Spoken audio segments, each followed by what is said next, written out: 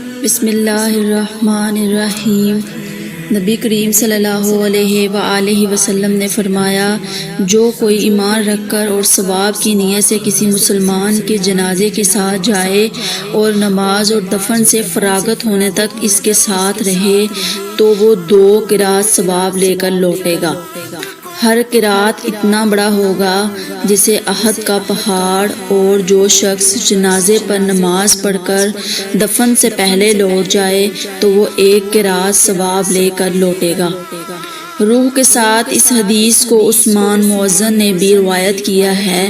کہا، ہم سے اوف نے بیان کیا، انہوں نے محمد بن سیرین سے سنا، انہوں نے ابو ہریرہ رضی اللہ تعالیٰ عنہ سے، انہوں نے نبی کریم صلی اللہ علیہ وآلہ وسلم سے۔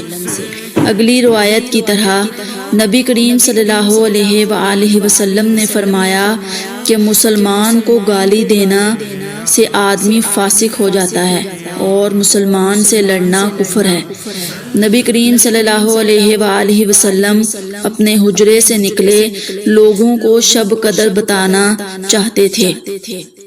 وہ کون سی رات ہے؟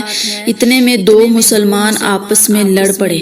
آپ صلی اللہ علیہ وآلہ وسلم نے فرمایا، میں تو اس لیے باہر نکلا تھا کہ تم کو شب قدر بتلاؤں، اور فلاں فلاں آدمی لڑ پڑے تو وہ میرے دل سے اٹھا لی گئی، اور شاید اسی میں کچھ تمہاری بہتری ہو، تو اب ایسا کرو کہ شب قدر کو رمضان کے 27ویں